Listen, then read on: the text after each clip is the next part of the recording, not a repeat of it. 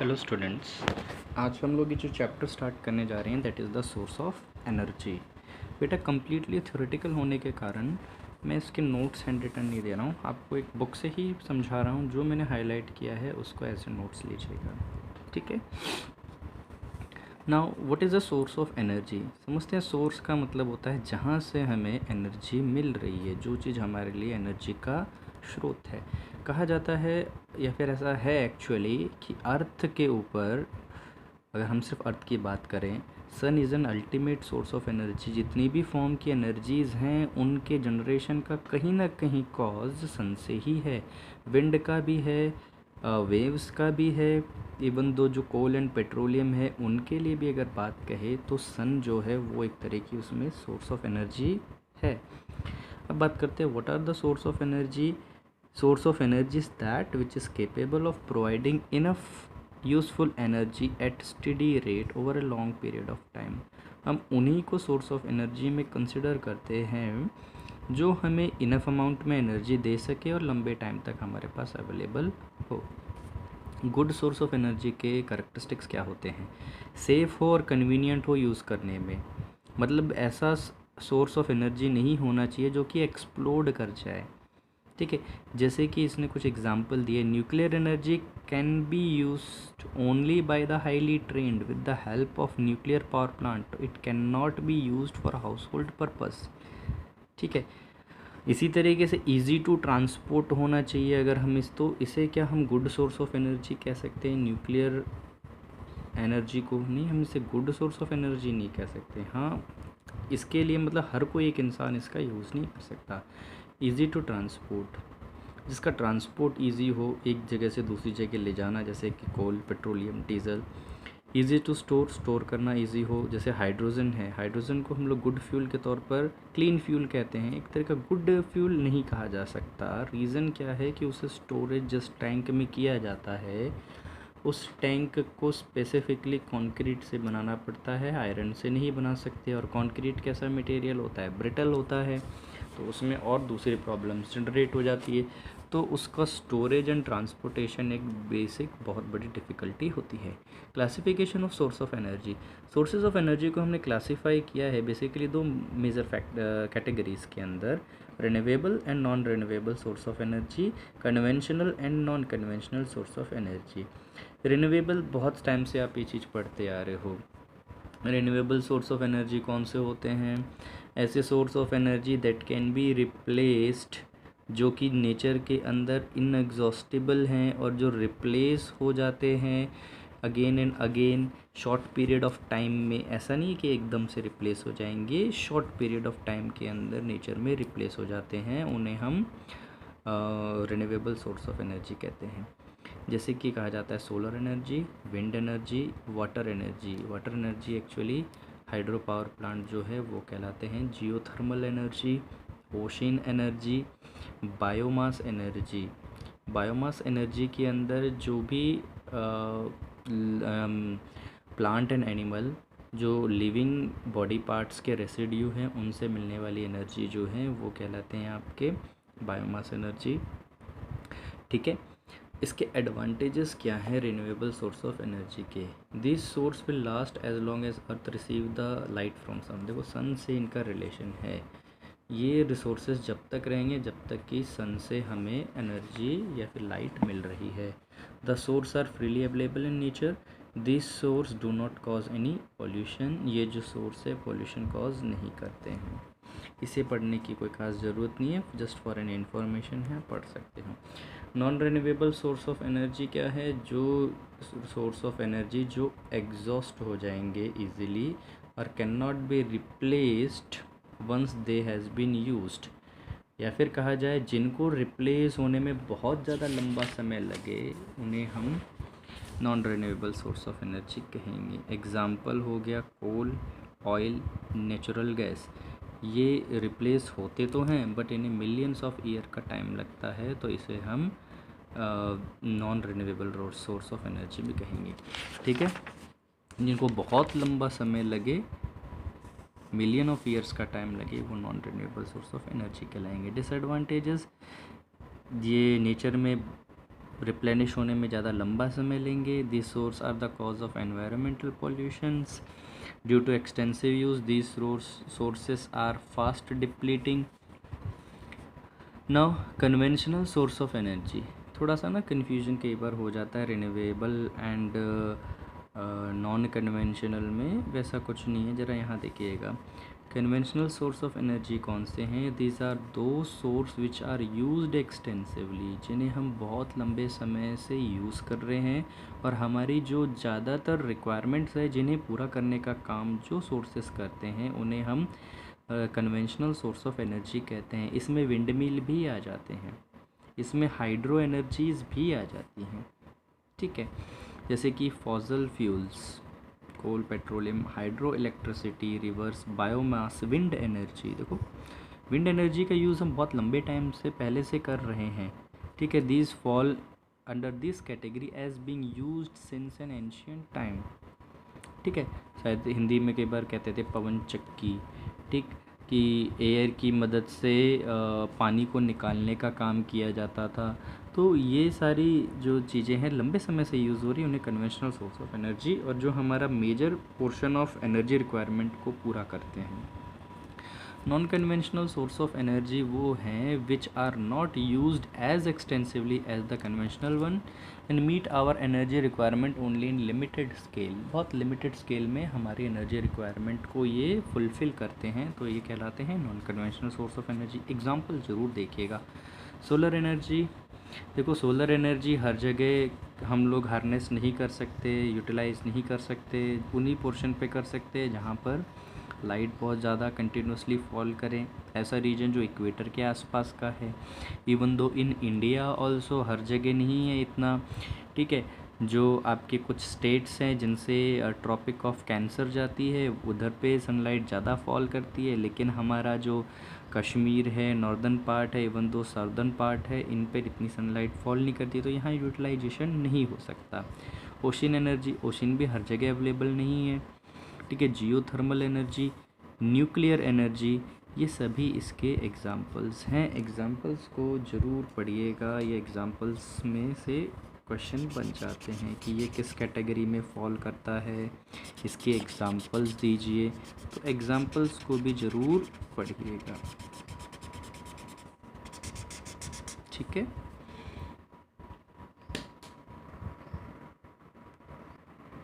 Next one, fossil fuels. Fossil fuels क्या है? Fossil fuels are the remains of prehistoric plant. Prehistoric का मतलब है बहुत ज़्यादा लंबे टाइम पहले जो प्लांट और एनिमल जो ज़मीन में दब गए थे, और काफ़ी लंबे टाइम में अर्थ के अंदर दबे रहने के कारण ये नेचुरल प्रोसेस के थ्रू फ्यूल में कन्वर्ट हो जाते हैं, इन्हें हम फॉसिल फ्यूल्स कहते हैं। नेचुरल प्रोसेस क्या होती है उसको समझिए। Energy of fossil fuel is in fact the solar energy. आपको बहुत जगह मिलेगी कि फॉसिल फ्यूल के पास एनर्जी, जितने भी बायोमास के पास जो एनर्जी है वो असल में सन की ही एनर्जी है, जो उन्होंने नेचुरल प्रोसेस के थ्रू अपने अंदर ट्रैप कर ली है। अब कैसे करी है वो भी आप धीरे धीरे समझोगे। Coal, petroleum and natural gas are the fossil fuels and the major portion of energy demand is being made by this fuels. Okay, अब ज़रा थोड़ा सा समझाता हूँ, या फिर हम कोल पेट्रोलियम के अंदर अलग अलग इंडिविजुअली पढ़ेंगे। What is coal? It is most abundant fossil fuel on earth and is essentially a carbon and is mainly used for combustion fuel। वैसे जितने भी फ्यूल हैं उसमें ये कैसे पता किया जाए कि ये गुड फ्यूल है या बैड फ्यूल है, तो उसके अंदर कार्बन का परसेंटेज जिसमें ज़्यादा वो उतना ही बेटर फ्यूल माना जाता है, ठीक है। हाइड्रोजन का परसेंटेज जिसमें ज़्यादा वो उतना ही बेटर फ्यूल माना जाता है। तो ये बेसिकली दो प्रॉपर्टी वाइज हमारे पास फ्यूल रहते हैं, ठीक है। अब इम्पॉर्टेंट बात ये है कि कोल बना कैसे। देखो कोल की मैन्युफैक्चरिंग जो होती है, मैन्युफैक्चरिंग क्या है, कोल जो बनता है अपने आप बनता है, वो जो बनने की प्रोसेस है वो प्लांट के डिके से होती है, ठीक है। पेट्रोलियम का जो फॉर्मेशन है वो एनिमल्स, एक्वेटिक एनिमल के डिके से होती है। समझिए कि कोई एक पेड़, बहुत सारे पेड़ पौधे बहुत लंबे टाइम पहले, मिलियंस ऑफ ईयर्स पहले मरने के बाद ज़मीन में दब गए, तो उसके बाद अर्थ की जो लेयर्स है उसके ऊपर डिपॉजिट होती गई। तो अर्थ की बहुत सारी लेयर जब उस पर डिपॉजिट हुई और उसके चारों तरफ थोड़ा बहुत अर्थ में वाटर भी होगा, तो उसके साथ ऑक्सीजन को डायरेक्टली कांटेक्ट में नहीं आने दे रहा। ठीक है, वहाँ पर अगर कुछ तरह के बैक्टीरियाज ज़रूर प्रेजेंट होंगे अर्थ की सॉइल के अंदर। वो बैक्टीरिया जब इसके साथ इसको खाने की कोशिश करेंगे, सड़ाने की कोशिश करेंगे, तो उस दौरान ये जो कोल है कन्वर्ट हो जाएगा, ये जो लकड़ी है, प्लांट एंड एनिमल है, ये कन्वर्ट हो जाएगा कोल के अंदर। ठीक है, इस दौरान और भी कुछ चीज़ों की ज़रूरत होती है, हाई टेम्परेचर हाई प्रेशर, क्योंकि ये अर्थ के अंदर दब चुका है, तो वहाँ पर अर्थ के अंदर काफ़ी हीट जो होती है वो उसे मिलती है और हाई प्रेशर भी मिलता है, जिससे ये कन्वर्शन होता है। वैरायटी ऑफ कोल्स क्या है? एक है लिग्नाइट, एक है bituminous and anthracite. Naturally anthracite जो है वो क्या है, best form of a coal consider किया जाता है, बिकॉज इसके अंदर कार्बन का परसेंटेज 94 से 98% होता है। इवन दो इसे भी एनहेंस करना हो तो एक प्रोसेस करी जाती है जिसे कहा जाता है डिस्ट्रक्टिव डिस्टिलेशन। इस प्रोसेस के दौरान कोल को in absence of air heat किया जाता है, जिससे कोल कन्वर्ट हो जाता है कोक में, और कोक के अंदर कहा जाता है 99% अराउंड 99% कार्बन होता है, जो कि एक बेटर फ्यूल है as compared to coal. Next बात करते हैं पेट्रोलियम की। पेट्रोलियम का मतलब ही जो है जो वर्ड है पेट्रोलियम जो है, ये पेट्रा वर्ड है, वो बना है रॉक से। ओलियम का मतलब ऑयल, रॉक्स से जो ऑयल आता है। अब रॉक से थोड़ी ऑयल आ रहा है। बात ये है कि रॉक ऑयल इसलिए कहा जाता है क्योंकि ये चट्टानों के नीचे से मिलता है। ठीक है, अब ज़रा समझते हैं क्या है ये। It is a mixture of many compound of hydrogen and carbon. Hydrogen और कार्बन के बहुत सारे कंपाउंड जब आपस में मिलते हैं तो उन्हें हाइड्रोकार्बन्स कहा जाता है।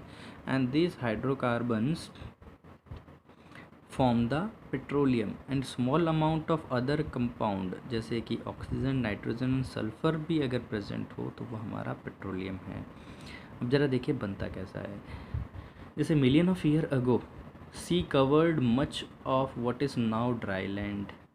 इन prehistoric time tiny plant and animal lives in a sea. जैसे कि बहुत सारे छोटे प्लांट और एनिमल जो सी के अंदर, एक्वेटिक प्लांट हम एक्वेटिक एनिमल्स को कहें, ये मरने के बाद सी के बॉटम पे चले जाते हैं।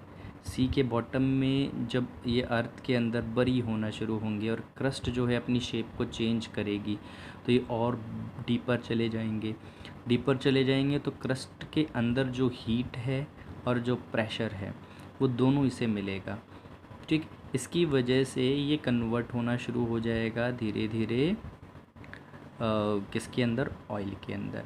अब इसके साथ साथ जो सॉइल है उसके अंदर कुछ बैक्टीरियाज प्रेजेंट होते हैं जो इन एब्सेंस ऑफ एयर, ठीक है, ऑर्गेनिक मैटर को डिके करते हैं, उन पे एक्चुअली वो फीड कर रहे होते हैं, और उस प्रोसेस के दौरान वो क्या कन्वर्ट करना शुरू कर देते हैं, जो आपके एनिमल्स के डेड पार्ट हैं उन्हें पेट्रोलियम में कन्वर्ट कर देते हैं। नाउ जो पेट्रोलियम है एक्चुअली वो हमें मिलता है, उसे हम कहते हैं क्रूड ऑयल। अब इस क्रूड ऑयल के अंदर बहुत सारे अलग अलग ग्रेड के ऑयल्स प्रेजेंट होते हैं जिन्हें उससे एक्सट्रैक्ट किया जाता है, और the process of extracting is known as fractional distillation. ठीक है, अब ज़रा हम पेट्रोलियम के प्रोडक्ट्स को देख लें। ओके, सो जो प्रोसेस यूज़ करी जाती है पेट्रोलियम जो क्रूड ऑयल है उससे अलग अलग ग्रेड के फ्यूल्स को अलग करने के लिए उसे कहा जाता है फ्रैक्शनल डिस्टिलेशन। इसके लिए एक बहुत बड़ा सा टावर होता है जिसमें अलग अलग फ्रैक्शंस बने होते हैं। हाई अलग टेम्परेचर एंड प्रेशर पे हमें अलग अलग ऑयल्स मिलते हैं। ठीक है, इन सभी ऑयल की एक टर्म होगी जिसके अकॉर्डिंग हम पढ़ेंगे कैलोरीफिक वैल्यू, वो अलग होती है। What is a calorific value, इसको ज़रा समझ लीजिए कि अगर 1 kg ऑफ फ्यूल को बर्न किया जाए तो वो कितनी एनर्जी रिलीज़ करेगा, उसे उसकी कैलोरीफिक वैल्यू कहा जाता है। On the basis of calorific value हम फ्यूल को बताते हैं कि कौन सा फ्यूल ज़्यादा बेटर है, कौन सा नहीं है, on the basis of energy, सिर्फ एनर्जी फैक्टर को देखते हुए। ठीक है, ऑन लिक्विफिकेशन, जैसे कि पेट्रोल में जो गैसेस होते हैं, on liquefaction petroleum gases changes into liquid which is called liquefied petroleum gas. Petroleum के दौरान कुछ गैसेस भी बनती हैं। आपका जो पेट्रोल है, क्रूड ऑयल है, क्रूड ऑयल के वेपर्स भी बनेंगे। जिसके वेपर्स बनते हैं उन्हें जब हम लिक्विफाई करते हैं तो वो हमें जो गैस मिलेगी उसे कहते हैं लिक्विडिफाइड पेट्रोलियम गैस। अब एलपीजी का क्वेश्चन आता है तो वो जनरली हमेशा आएगा कि उसका कंपोजिशन क्या है। LPG is basically butane. Butane का परसेंटेज इसमें सबसे ज़्यादा होता है, जिसमें स्मॉल कंपोनेंट में इथेन एंड प्रोपेन भी होता है। ये सारी टर्म आप लोगों ने कहाँ पढ़ी है? केमिस्ट्री के अंदर। एलपीजी को कुकिंग गैस के तौर पे यूज़ किया जाता है। उसके मेजर फैक्टर ये हैं। पहला फैक्टर ये कि इसकी कैलोरीफिक वैल्यू हाई है। सेकेंड, ये विदाउट स्मोक चलता है। Third, neat and clean fuel है, तो इसी के अंदर हो गया। Convenient to store, even though एक और फैक्टर है कि अगर ये लीक होगा तो उसमें एक फॉल स्मेल आएगी जो इसकी लीकेज को सिग्निफाई करता है। इसलिए हम लोग क्या यूज़ करते हैं? एलपीजी को एज ए डोमेस्टिक फ्यूल। इसी के कंपैरेटिव एक बहुत ही अच्छा हाई कैलोरीफिक वाला फ्यूल है इससे ज़्यादा का, that is a natural gas. Gas ही है, but we can not use this natural gas as a fuel, domestic fuel. इसे डायरेक्टली यूज़ नहीं कर सकते जैसा हमें मिलता है। अब इसको यूज़ करने के लिए क्या प्रोसेस करी जाती है वो समझते हैं। उसका कारण क्या है? Natural gas is an important fossil fuel and usually found underground near an oil source. Oil के जो सोर्सेस होते हैं फॉसिल फ्यूल्स के आसपास, वहीं पर हमें क्या मिलते हैं? नेचुरल गैसेस मिलती हैं। अब नेचुरल गैस और आपका लिक्विडिफाइड पेट्रोलियम गैस में फ़र्क क्या है? कंपोजिशन ऐसी है कि नेचुरल गैस के अंदर मीथेन जो है वो 95% होता है। उसके अलावा इथेन, प्रोपेन एंड ब्यूटेन बहुत कम अमाउंट में होगा। इसका जो कंपोजिशन है वो है ब्यूटेन। ठीक है, इसका मेजर कंपोनेंट मीथेन होने के कारण इसकी कैलोरीफिक वैल्यू बहुत हाई होगी और ये बिल्कुल क्लीन फ्यूल की तरह कंसिडर किया जाएगा। इसकी कैलोरीफिक वैल्यू करीब 55 किलो जूल पर केजी। ठीक है, इसे कहा जाता है या फिर हम कह सकते हैं इसे 55,000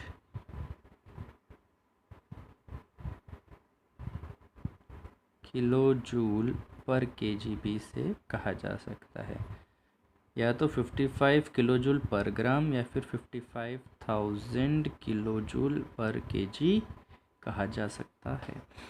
ठीक है, अब मैंने बताया था रीज़न कि इसे हम लोग डायरेक्टली यूज़ नहीं कर सकते। उसका रीज़न ये है, पहली तो बात, ये जो फ्यूल है it is odourless, can not be seen. ना ये देखा जा सकता है, मतलब इसका कोई कलर नहीं है, ट्रांसपेरेंट टाइप का है, ऑर्डर नहीं है। कहीं पर ये लीक हो जाए ये फ्यूल तो पता नहीं लगेगा और it can cause a very great disaster. तो उसे बचाने के लिए क्या किया जाता है? इसमें केमिकल ऐड किए जाते हैं जिसके कारण इसमें स्मेल हो, और वो केमिकल कुछ ऐसे हैं जिसकी वजह से इसमें एक रॉटन एग जैसी स्मेल आनी शुरू हो जाती है। Then it can be used. Natural gas is cleanest burning fossil fuel. जो फॉसिल फ्यूल से हमें मिलने वाला जो फ्यूल है उसमें सबसे क्लीनेस्ट है। 50% of carbon content, 50% of carbon dioxide released by coal and 25 less carbon dioxide than oil for the same amount of energy produced. अगर इसका कंपैरिजन किया जाए तो जो कार्बन डाइऑक्साइड ये रिलीज़ करता है कोल से 50% लेस है। ऑयल जब जलते हैं जितने भी ऑयल्स हैं उनसे 25% लेस है, तो it is also known as environment friendly fuel. ठीक है, it virtually gives no sulphur dioxide, only small amount of nitrogen dioxide. Sulphur dioxide भी रिलीज़ नहीं करता है, जो कि आपकी एसिड रेन और जैसे कि ताजमहल के मार्बल के येलो कलर होने के कारण उन चीज़ों को भी ये नहीं करता। Uses of natural gases, it is used as a domestic and industrial fuel. अभी आप बोलोगे सर आप पहले बता रहे थे बेटा, जब तक उसके अंदर वो जो प्रॉपर्टीज़ हैं केमिकल ऐड डायरेक्टली नहीं किया जा सकता, केमिकल ऐड किया जाता है जिसके कारण इसके अंदर स्मेल आने लग जाए, तब इसे हम लोग डोमेस्टिक फ्यूल के तौर पे यूज़ करते हैं। एक इंडिया में कंपनी है that is Indraprastha gas line, वो डोमेस्टिक फ्यूल्स के तौर पर कार्स के फ्यूल के तौर पर नेचुरल गैस को डायरेक्टली प्रोवाइड करती है। It is used as a fuel in thermal power plant. Thermal power plant के अंदर भी पानी को भाप में कन्वर्ट करने के लिए हम लोग नेचुरल गैस का यूज़ कर सकते हैं। It has been a source of hydrogen in manufacturing fertilizers को बनाने के लिए हाइड्रोजन के सोर्स के तौर पे, और ख़ास तौर पे एक एग्जांपल पूछा जाता है, example of natural gas CNG, compressed natural gas. ठीक है। एडवांटेजेस ऑफ नेचुरल गैसेस बहुत सारे हैं। बेसिकली कैलोरीफिक वैल्यू हाई है और ये किसी तरह का पॉल्यूशन कॉज नहीं करता। Thermal power plant, a thermal power plant generate electric power from heat produced by burning of fuel and coal. देखो थर्मल पावर प्लांट का मतलब क्या है, थर्मल का मतलब है हीट। ऐसा प्लांट, ऐसा इंडस्ट्रियल सेटअप जो हीट की मदद से इलेक्ट्रिसिटी को जनरेट करे। ठीक है। अब ये जो हीट है ये सन वाली हीट नहीं है, इसमें हीट ऑब्टेन होती है फॉसिल फ्यूल से। क्या होता है थर्मल पावर प्लांट्स में कि पानी को भाप में कन्वर्ट करने के लिए हमें हीट की ज़रूरत है। सनलाइट से जो इवापोरेशन होता है वो बड़ा ही स्लो है और हमें जो क्वालिटी ऑफ स्टीम चाहिए वो मिल नहीं पाती। मतलब जो स्टीम है उसके अंदर हमारी जो सैचुरेटेड स्टीम, अलग अलग क्वालिटीज़ ऑफ स्टीम होती है, सुपर हीटेड स्टीम, ऐसी स्टीम की रिक्वायरमेंट होती है, वो हमें सन से डायरेक्टली नहीं मिल पाती। तो उसके लिए हमें क्या करना पड़ेगा, उसे ज़्यादा हीट देनी पड़ेगी। तो फॉसिल फ्यूल जो उसके बहुत नज़दीक में जलाए जाते हैं उसकी वजह से वो कन्वर्ट किस में हो जाता है, स्टीम के अंदर। और ये स्टीम जब टरबाइन के ब्लेड्स पर टकराती है, पिछले चैप्टर में पढ़ा हुआ है आप लोगों ने टरबाइन्स क्या होते हैं, टरबाइन के ब्लेड पर टकराते हैं तो due to rotation inside the magnetic field उसके अंदर करंट इंड्यूस होता है और जिसे हम स्टोर कर लेते हैं। ठीक है। नेक्स्ट वन आपका energy from flowing water. Flowing water से जो एनर्जी ऑब्टेन होती है उसे हाइड्रो एनर्जी या हाइडल एनर्जी कहा जाता है। इसको बनाने का तरीका भी क्या है, अच्छा हाँ, कई बार ना इनमें एनर्जी कन्वर्जन्स पूछे जाते हैं। थर्मल पावर प्लांट में क्या है energy conversion, thermal power plant में है हीट एनर्जी का कन्वर्जन होता है किसके अंदर, mechanical energy then electric energy. Mechanical energy कहाँ बोलोगे, जहाँ कोई एक पार्ट रोटेट करना शुरू करे वहाँ मैकेनिकल एनर्जी बोल देना। तो यहाँ कन्वर्जन का ऑर्डर क्या है, थर्मल या हीट एनर्जी कह सकते हैं, थर्मल एनर्जी या फिर इसे हीट एनर्जी कह सकते हैं। ये कन्वर्ट होगी मैकेनिकल एनर्जी में और मैकेनिकल एनर्जी कन्वर्ट हो जाएगी इलेक्ट्रिकल एनर्जी में। हाइडल पावर प्लांट में क्या होता है कि पानी को बहुत ज़्यादा हाइट पर स्टोर किया जाता है, तो उसके पास होती है कौन सी एनर्जी, पोटेंशियल एनर्जी। और ये पोटेंशियल एनर्जी जैसे जैसे पानी जाके ब्लेड से टकराएगा नीचे की तरफ, जैसे देखो इसको समझा देता हूँ पहले कि ये एक डैम है, स्टोरेज डैम। स्टोरेज डैम में जैसे नदी के साइड में, नदी के जो ओरिजिनल फ्लो से साइड की तरफ हम लोग एक डैम कंस्ट्रक्ट करते हैं, उसके अंदर पानी को स्टोर होने देते हैं। अब यहाँ पर ये जो नीचे कुछ है, एक चैनल है ओपनिंग का, इसे गेट कहा जाता है। इस गेट से पानी को फ्लो कराया जाता है और फ्लो कराने के दौरान उसके रास्ते में क्या रखा जाएगा, एक टरबाइन रखा जाएगा। ये टरबाइन की ब्लेड्स हैं, ये वाला पोर्शन क्या है, टरबाइन के ब्लेड के सेक्शन को दिखाया हुआ है। ब्लेड से जैसे टकराएगा ये ब्लेड क्या होंगी, घूमेंगी तो घूमने के कारण इसके अंदर जो आर्मेचर कॉइल है वो मैग्नेट के बीच में रखी जाती है, तो करंट इंड्यूस होता है। जो करंट इंड्यूस हो रहा है वो यहाँ पर जनरेटर के थ्रू ट्रांसमिशन लाइन से आगे भेज दिया। जो पानी यहाँ से टकराने के बाद वापस आएगा ये कंट्रोल डैम में आ जाएगा। कंट्रोल डैम से हम आगे इसी पानी को इरिगेशन और पर्पस के लिए पहुंचा सकते हैं। ठीक है, ये पूरा का पूरा सेटअप है। अब समझिए यहाँ पर क्या है, पोटेंशियल एनर्जी, यहाँ से नीचे आके इससे टकराया, काइनेटिक एनर्जी में कन्वर्ट, काइनेटिक एनर्जी का मैकेनिकल, मैकेनिकल से इलेक्ट्रिकल, तो potential, kinetic energy, mechanical energy and electrical energy. ये कुछ कन्वर्जन का ऑर्डर है, कई बार ये चीज़ें पूछी जाती हैं। अब हाइडल पावर प्लांट्स जो हैं उनके एडवांटेजेस क्या हैं। Hydel power plant are cheapest and most versatile source of energy out of the known sources. ठीक है, इसमें पॉल्यूशन नहीं होती। और अगर हम बात करें एज थर्मल पावर प्लांट, वो पॉल्यूशन कॉज करता है। ठीक है, hydel power plant provide cheap electricity and are renewable in nature. और इसके अलग यूटिलाइजेशंस भी हो जाते हैं। हम पानी को अलग अलग जगह पे फ्लो भी करवा सकते हैं फॉर इरिगेशन पर्पस के लिए हम। ठीक है, hydel power plant are more reliable than other power plants. Long life होती है इनकी, और पॉल्यूशन वाला फैक्टर बड़ा इंपॉर्टेंट है, दे आर पॉल्यूशन फ्री, क्योंकि कोई चीज़ जल नहीं रही तो किसी तरह का पॉल्यूशन नहीं करेंगे। डिमेरिट्स, इनिशियली सेटअप बहुत ज़्यादा हाई कॉस्ट होता है और यहाँ से लोगों को डिस्प्लेस करना पड़ता है, बहुत बड़ी पॉपुलेशन को मूव कराना पड़ता है। Biomass and bio energy, biomass is defined as a living matter और its residue and is a renewable source of energy. किसी भी तरह का लिविंग मैटर या उसका रेसिड्यू, इसे उससे मिलने वाली एनर्जी को हम बायोमास कहते हैं। Bio energy is energy obtained from biomass, जो बायोमास से एनर्जी मिले उसे हम बायो एनर्जी कह देते हैं। बायोमास को फ्यूल के तौर पे यूज़ करने के तरीके क्या क्या हैं? एक तरीका हो गया कि सीधा ही उस फ्यूल को, जो भी हमें बायोमास से मिला है, उसे थोड़ा ड्राई किया गया और उसे यूज़ कर लिया गया। सेकेंड तरीका ये हो गया कि उसे डायरेक्टली यूज़ करने के बजाय उसे कन्वर्ट किया जाए इनटू गैसीफायर्स, ठीक है, गैस में कन्वर्ट किया जाए to form a fuel called producer gas, जैसे कि प्रोड्यूसर गैस हो गई। ठीक है, आपने देखा होगा ना गोबर और इनके जो वो बनाए जाते हैं, ठीक है, जिसे हम कहते हैं काऊ डंग केक्स, ठीक है, एक तो तरीका वो हो गया।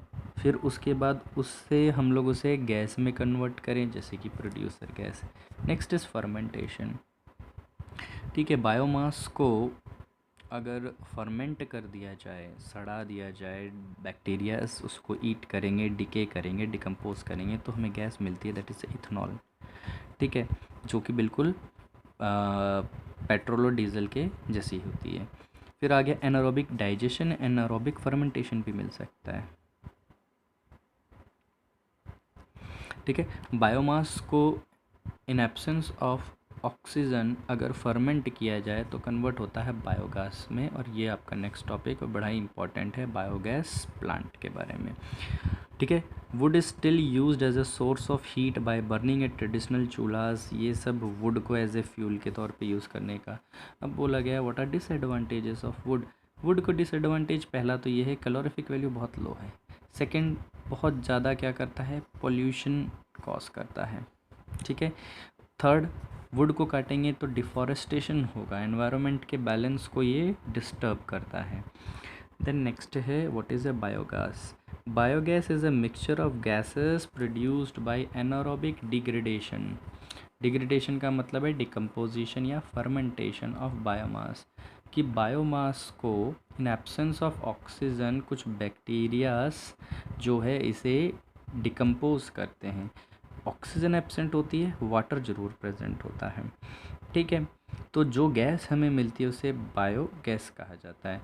अब ये कैसे हो रही है, एनारोबिक माइक्रो ऑर्गेनिज्म, जिन्हें एनारोबिक बैक्टीरिया हैं, ये ऑक्सीजन की एब्सेंस में लिव करते हैं। तो जब ये बायोमास के ऊपर फीड कर रहे होते हैं तो ये उनके कॉम्प्लेक्स कार्बन कंपाउंड जैसे कि प्रोटीन, कार्बोहाइड्रेट और फैट जो है इसे तोड़ना शुरू कर देते हैं, और ये जिस प्रोसेस के दौरान जो गैसेस रिलीज़ होती है वो बायो गैस कहलाती हैं, जैसे कि methane, carbon dioxide and other traces of nitrogen and hydrogen. हमारे पास दो टाइप के बायो गैस प्लांट है, फिक्स्ड डोम टाइप और फ्लोटिंग गैस होल्डर टाइप, ठीक है। इन दोनों के डायग्राम्स बहुत अच्छे से समझने ज़रूरी हैं। फिक्स्ड डोम, डोम जैसे कि आपके लाइब्रेरी वाले पोर्शन के बाहर आपने देखा हुआ है ना, डोम जैसा स्ट्रक्चर, ताजमहल के अंदर भी जो गुंबद जैसा स्ट्रक्चर है वो डोम कहलाती है। ये आपको डायग्राम एनसीईआरटी में भी मिल जाएगा, आपको बनाना भी है।